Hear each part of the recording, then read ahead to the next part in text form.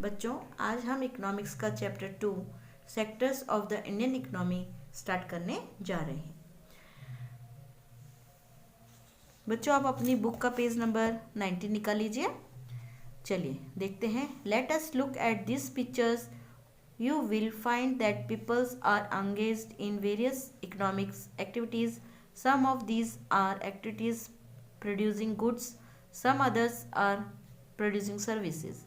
These activities are happening around us even every minute, even as we speak.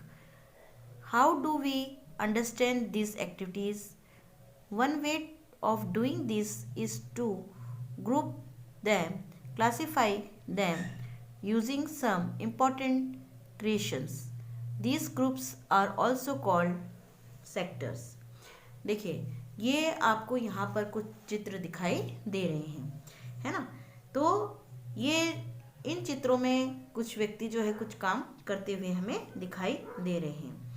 इनमें से कुछ जो गतिविधियां हैं वो कोई भी चीज़ का उत्पादन करते हुए दिखाई दे रही हैं, और कुछ जो है सेवाएं देते हुए दिखाई दे रही हैं, है ना, सर्विसेज करती हुई दिखाई दे रही हैं। और हमारे ये जो गतिविधियां हैं, जो ये एक्टिविटीज़ हैं, वो हमारे चारों ओर हर समय होती रहती हैं। यहाँ तक कि जो हमारे बोलने में भी कुछ गतिविधि एक्टिविटी हो रही है। हम इन गतिविधियों को कैसे समझ सकते हैं?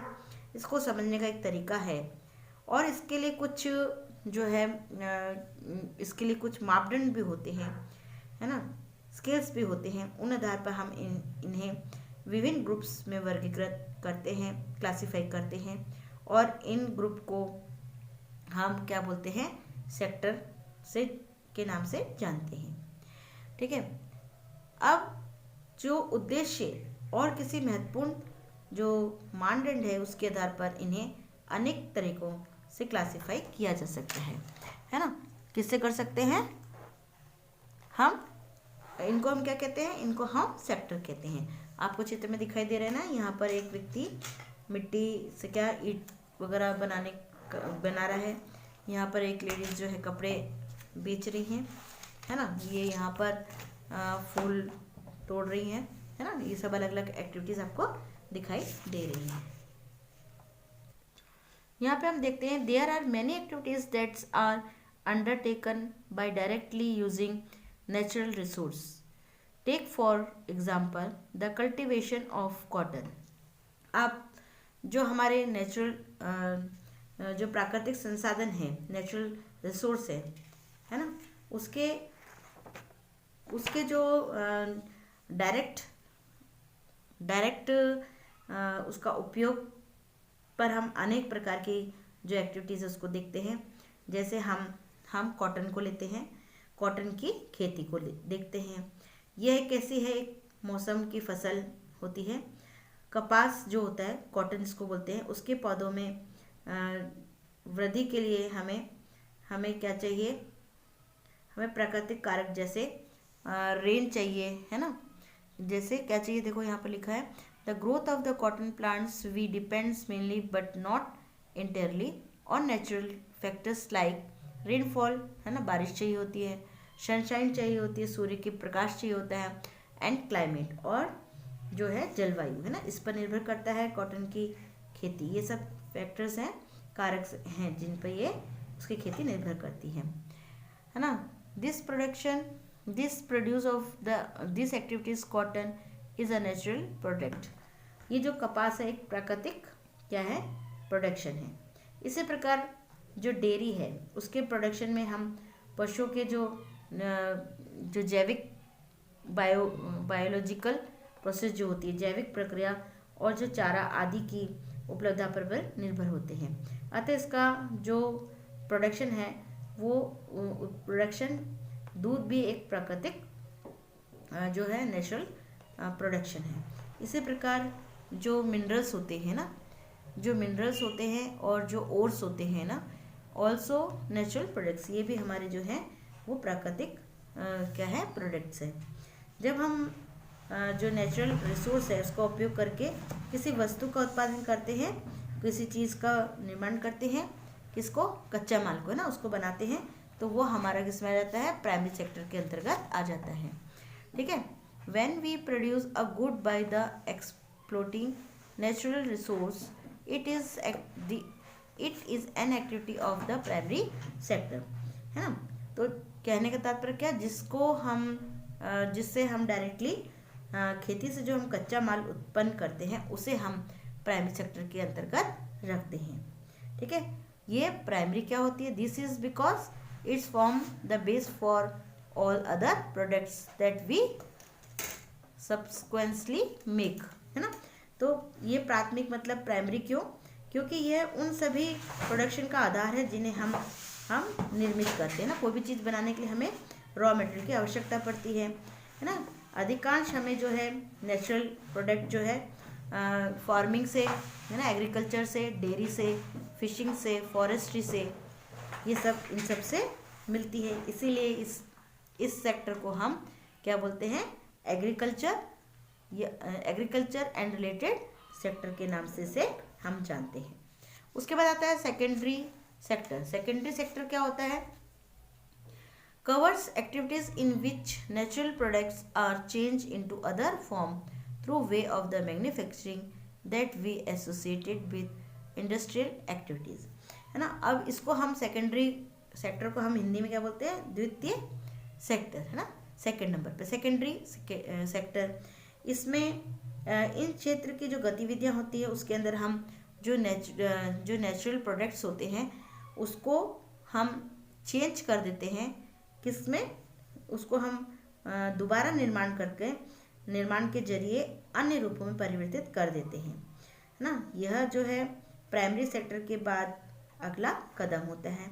यह वस्तुएं सीधे प्रकृति से उत्पादित नहीं होती है, प्रोडक्ट नहीं होती है, बल्कि बनाई जाती है, मैन्युफैक्चर किया जाता है। इसीलिए जो है इसे therefore some process of the manufacturing is essential. इसीलिए जो विनिर्माण, दोबारा से निर्माण, बनाना, मैन्युफैक्चरिंग की जो प्रक्रिया की जाती है, यह जो प्रोसेस होता है किसी कारखाने में होता है, फैक्ट्री में होता है, या वर्कशॉप पे होता है, या फिर वो घर पर होता है ना। तो क्या होता है, जो भी हम जो कच्चा उत्पाद होता है उसको हम सेकेंडरी सेक्टर में नहीं लाते हैं, बल्कि उस कच्चे माल को हम कुछ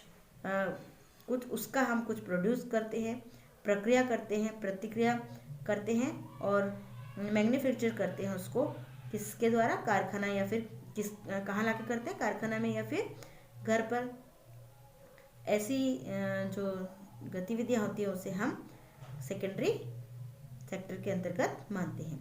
एग्जाम्पल में हम कह सकते हैं, है ना, कपास जो होता है कॉटन, है ना, cotton fibre from the plant. जैसे कपास के पौधे से प्राप्त जो रेशे होते हैं उसका प्रयोग करके हम क्या बनाते हैं, सूत बनाते हैं, धागा बनाते हैं, और धागे से हम कपड़े को बुनते हैं। उसी प्रकार और भी एग्जाम्पल हो सकते हैं, है ना। क्या एग्जाम्पल देख सकते हैं अपन, जैसे शुगर केन है ना, sugar cane as a raw material, है ना। जैसे गन्ने जो है वो गन्ना जो है कच्चे माल के रूप में उपयोग करके हम चीनी और गुड़ तैयार करते हैं, है ना। और इसी प्रकार से मिट्टी से ईंट बनाते हैं और ईंटों से घर बनाते हैं, है ना। तो ऐसे जो होते हैं, इस प्रकार के जो उद्योग इंडस्ट्रीज होती हैं, इसीलिए इसे औद्योगिक क्षेत्र भी कहा जाता है।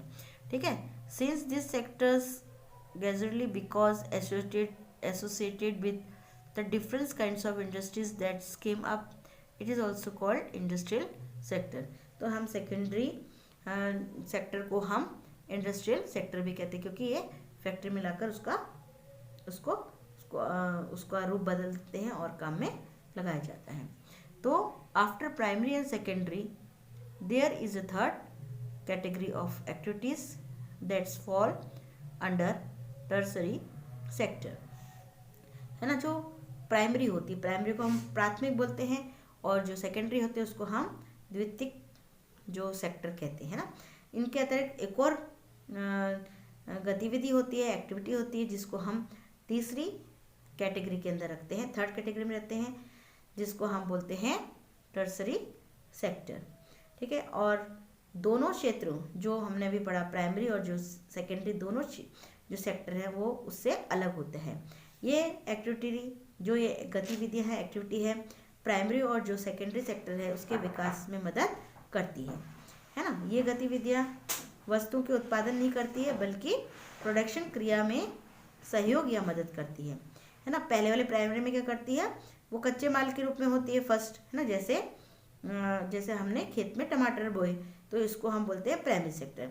और सेकेंडरी में क्या होता है, जब हम टमाटर को उत्पादन करने के बाद उसको हम फैक्ट्री में लाकर, है ना, उसको तो पूरा उपयोग नहीं कर सकते, उसका हमने क्या बनाया, टमाटर सॉस बना लिया। तो टमाटर सॉस जो है वो हमारा क्या हो गया, सेकेंडरी सेक्टर के अंतर्गत आता है। अब जो टमाटर सॉस बनाया था उसको शीशी में भर के हम कहाँ, घर में यूज़ नहीं करेंगे, उसको हम बाज़ार में लाएंगे। तो बाज़ार में लाने के लिए हमें वाहन की आवश्यकता पड़ेगी और वाहन को चलाने के लिए ड्राइवर की।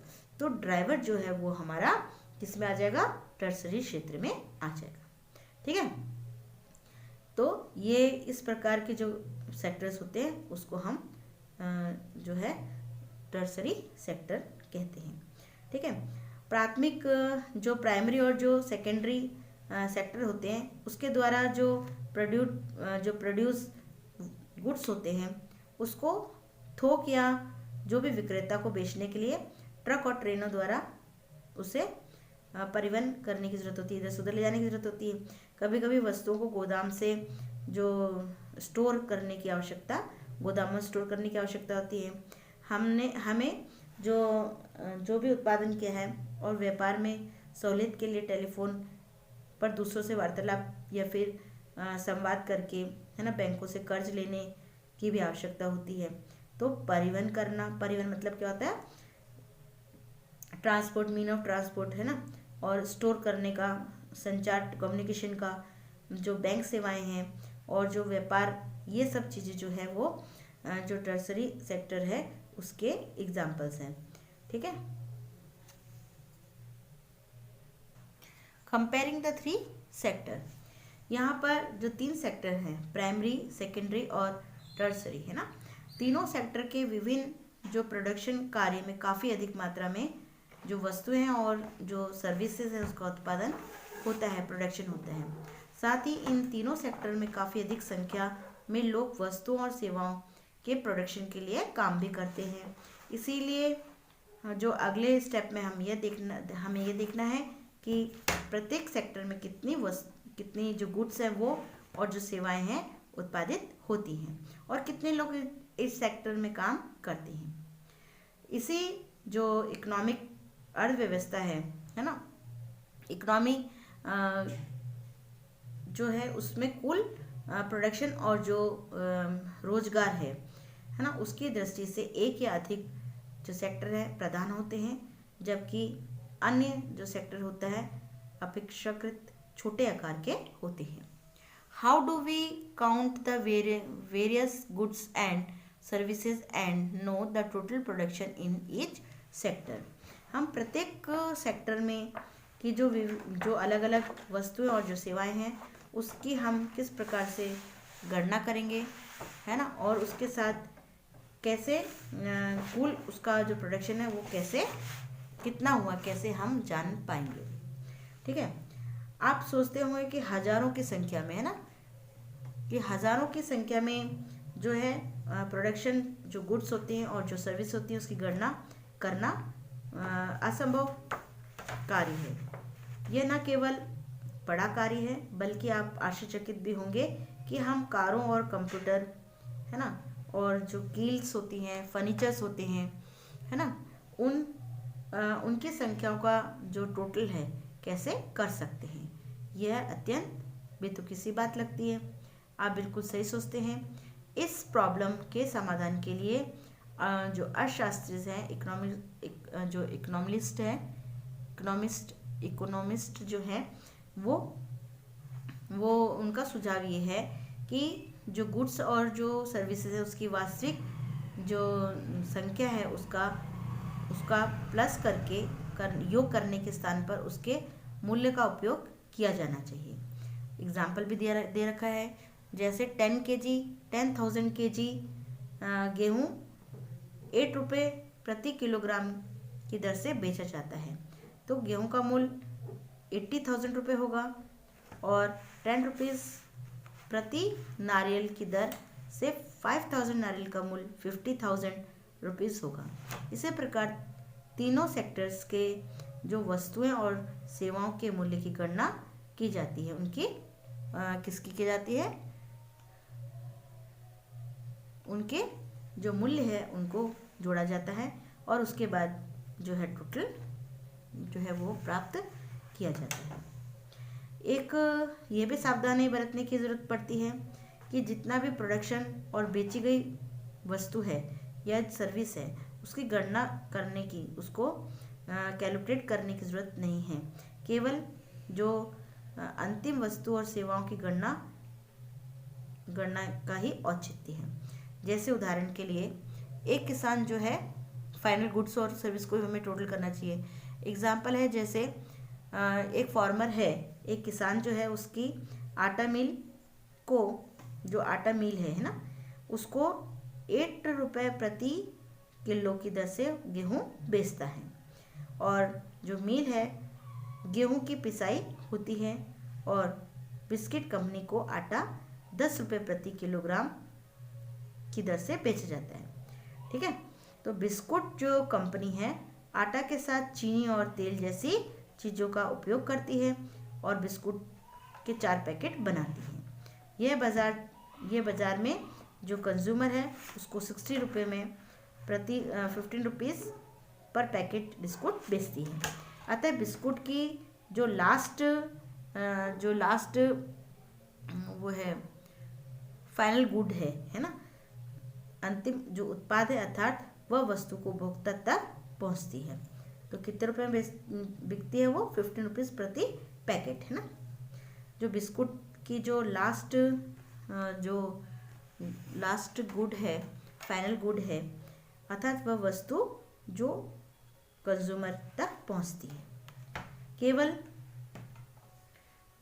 केवल जो फाइनल गुड एंड सर्विस है ना, वो उसी को ही कैलकुलेट क्यों की जाती है। जो लास्ट गुड और जो सर्विस है उसको ही क्यों हम कैलकुलेट करते हैं। इस जो उदाहरण दिया गया था उसमें लास्ट गुड के विपरीत गेहूं और आटा जैसी वस्तुएं जो क्या है, मिडल वाली वस्तुएं हैं। जो मध्यवर्ती जो वस्तुएं होती हैं वो लास्ट गुड्स और सेवाओं के निर्माण में इस्तेमाल की जाती है ना। तो कोई भी लास्ट वस्तु को उत्पादन करने के लिए मध्य की चीज़ें वस्तुएं तो लगती हैं। जो लास्ट जो गुड्स होते हैं उसके मूल्य में मध्यवर्ती वस्तुओं का जो मूल्य होता है पहले से ही शामिल होता है ना। जो पहले उसमें जो चीज़ लगती है उसका मूल्य हम पहले से ही जोड़ लेते हैं। तो जो अंतिम वस्तु थी, जैसे यहाँ पर बिस्कुट बनाया गया था, उसका जो लास्ट मूल्य प्राइस था वो कितना था, 60 रुपये में पहले से ही आटे का मूल्य 10 रुपये भी उसमें जोड़ लिया गया था। इसी प्रकार से और भी जो अंदर की जो चीज़ें लगी है उस सामान को बनाने में और भी जो मध्यवर्ती गुड्स का मूल्य है उसे भी शामिल होना करते हैं। तो गेहूं का आटा का मूल्य भी अलग अलग गणना उचित नहीं होती, क्योंकि हम एक ही वस्तु के मूल्य की गणना कई बार करते हैं, पहले गेहूं के रूप में, फिर आटा के रूप में और बाद में आखिरी में हम किसकी करते हैं, बिस्कुट के रूप में, है ना। तो ये कई बार इसकी गणना होती है। ठीक है, तो the value of the final goods and the service produce in each sector during a particular year provide the total production of the sector for that year. किसी विशेष वर्ष में प्रत्येक क्षेत्र जो होता है, सेक्टर होता है, उसके द्वारा जो प्रोड्यूस लास्ट गुड्स एंड सेवाएं जो होती हैं उसका मूल्य उस वर्ष में सेक्टर के टोटल प्रोडक्शन की जानकारी प्रदान करता है। ठीक है, more than the half of the worker in the country are working in the primary sector, mainly in the agriculture, producing only about 1/6 of the GDP. In contrast to this, the secondary and the tertiary sector produce the rest of the produce, whereas they employ less about half the people. यहाँ पर देश में आधे से जो श्रमिक है, labour जो है, वो प्राइमरी सेक्टर में भी जो कृषि है उस क्षेत्र में काम कर रहे हैं, है ना। इसका जो जीडीपी है उसके योगदान केवल एक चौथाई है। इसके जो तुलना में सेकेंडरी और जो टर्सरी सेक्टर है उसका 1/5 हिस्सा ही है। ये आधे से भी कम लोगों को रोजगार प्रदान करते हैं। क्या इसका अर्थ यह है कि जो कृषि क्षेत्र है उसमें लगे जो लेबर्स है उनकी क्षमता में कम उत्पादन कर रहे हैं। क्या इसका अर्थ यह है कि जो कृषि है उसमें आवश्यकता से अधिक लोग लगे हुए हैं। यदि आप कुछ लोगों को कृषि क्षेत्र से हटा देते हैं तो भी जो प्रोडक्शन है वो प्रभावित नहीं होगा। दूसरे शब्दों में हम जो कृषि क्षेत्र है ना, कृषि क्षेत्र है उनके जो लेबर्स है उसमें अल्प बेरोजगारी है ना। यहाँ पे देखिए, in others word workers in the agriculture sector are under employment. एक छोटा किसान ना, यहाँ पर लक्ष्मी का उदाहरण दिया गया है ना। जैसे आप इसके पास क्या है, 2 हेक्टर जो है भूमि है, उसके पास 2 हेक्टर असिंचित भूमि है, जो सिंचाई है ना जो है वो अनइरिगेटेड है, ठीक है। और भूमि है उसके पास कितनी, 2 हेक्टर जो सिंचाई के लिए केवल वर्षा पर निर्भर है। और ज्वार और जो अरहर है जैसी फसलें वो उपजाती है। उसके परिवार में सभी 5 सदस्य उस भूमि पर वर्ष भर काम करते हैं। क्यों? क्योंकि उन्हें कहीं और रोजगार नहीं मिल पा रहा है। आप देखेंगे कि प्रत्येक व्यक्ति काम कर रहा है, कोई बेकार नहीं है ना, कोई बेकार नहीं बैठा है, सब काम कर रहे हैं खेत पर। परंतु वास्तव में उनका श्रम जो प्रयास है वो जो मतलब लेबर जो उनकी लग रही है वो अलग अलग है। प्रत्येक व्यक्ति कुछ काम कर रहा है परंतु किसी को पूर्ण रोजगार प्राप्त नहीं है ना, उनको पूरा रोजगार नहीं मिला हुआ है। यह जो अल्प बेरोजगारी की स्थिति है ना, इसको हम क्या बोलते हैं, अल्प बेरोजगारी, लेबर एफर्ट बोलते हैं, एफर्ट। तो वो उसकी समस्या, ये स्थिति कौन सी हो गई, अल्प बेरोजगारी की स्थिति है। यहाँ लोग जो है डायरेक्ट रूप से काम कर रहे हैं लेकिन सभी अपनी क्षमता से काम करते हैं।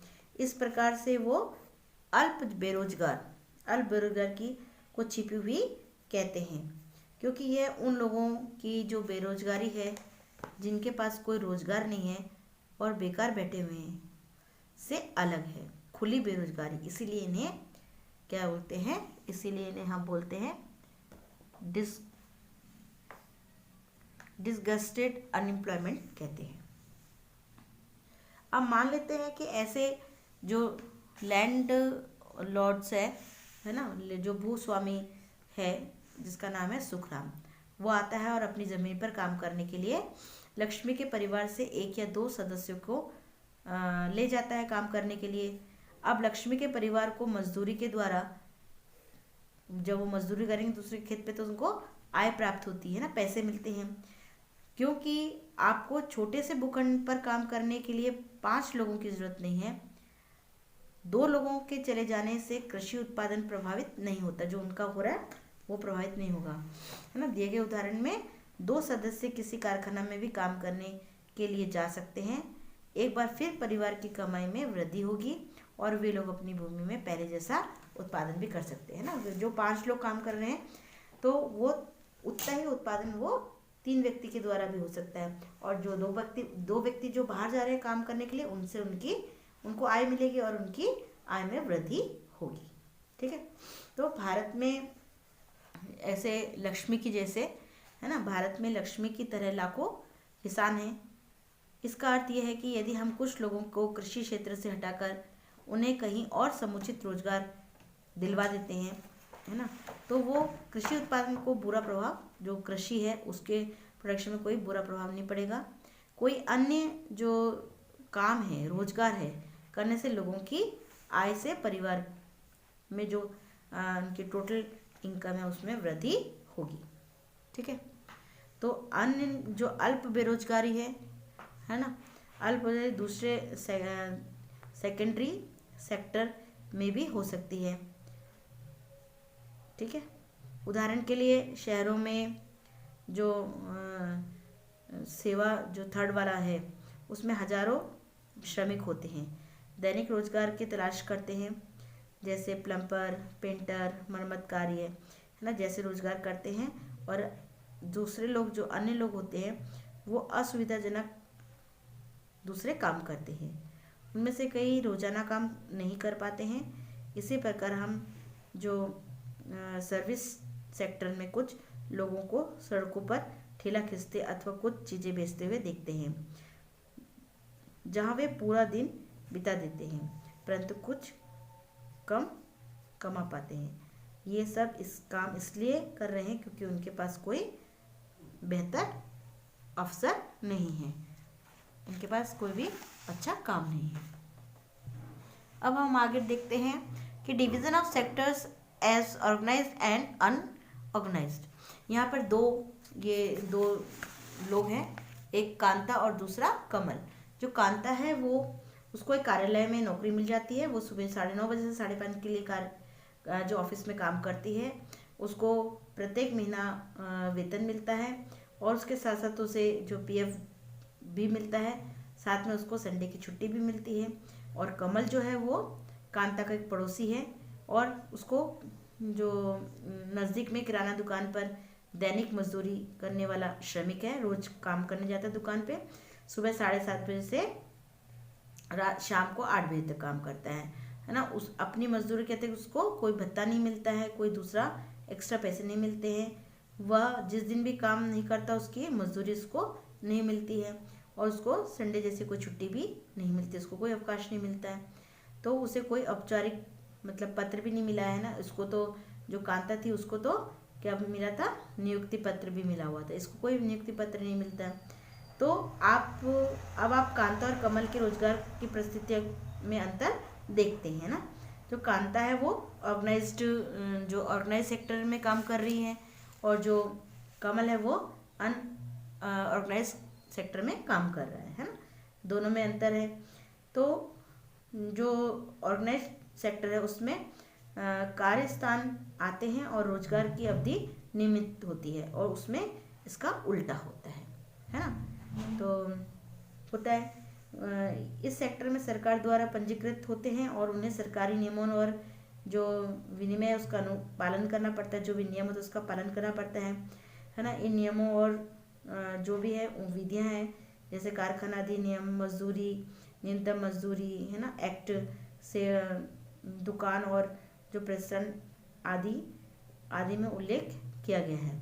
इसे जो है ऑर्गेनाइज्ड सेक्टर कहते हैं क्योंकि इसकी एक औपचारिक प्रक्रिया होती है ना, एक औपचारिक प्रोसेस होती है और कार्यविधि भी होती है। कुछ लोग इसी के द्वारा नियोजित नहीं होते बल्कि वे काम कर सकते हैं, किंतु वे भी अपने को सरकार के समक्ष जो है पंजीकृत कराते हैं और नियमों और विनियमों का अनुपालन भी करते हैं। और जो असंगठित होती है, अनऑर्गेनाइज क्षेत्र होती हैं, वो बिल्कुल इससे अलग होती है ना। इसके जो अनऑर्गेनाइज क्षेत्र होते हैं जो छोटे छोटे और बिखरी हुई यूनिट्स होती हैं, सरकारी नियंत्रण से बाहर होती है, इस पर सरकार का कोई अधिकार नहीं होता है ना। इस सेक्टर के अंदर नियम और जो विनिमय होते हैं, एक्सचेंज होते हैं, परंतु उनका अनुपालन नहीं होता है। वे कम वेतन वाले रोजगार होते हैं और कोई नियम वगैरह नहीं बने होते, कोई नियमित नहीं होती है। यहाँ अतिरिक्त समय में काम करने और छुट्टी अवकाश लेने पर या बीमार होने के कारण छुट्टी लेने पर उनको कोई छुट्टी नहीं मिलती है और उनका वेतन भी कटता है, उनका रोजगार सुरक्षित नहीं होता है। श्रमिक को बिना किसी कारण काम से हटाया जा सकता है ना। कुछ मौसम में जब काम कम होता है तो कुछ लोगों को काम से छुट्टी कर दी जाती है, ये सब चीज़ इसमें होती है। तो इस चैप्टर में हमने सब ये पढ़ा कि किस प्रकार से प्राइमरी, सेकेंडरी और जो टर्सरी है उसमें काम होते हैं। ठीक है, चलिए इस लेसन को आप एक बार फिर से पढ़िएगा और समझिएगा। ठीक है, okay, have a nice day.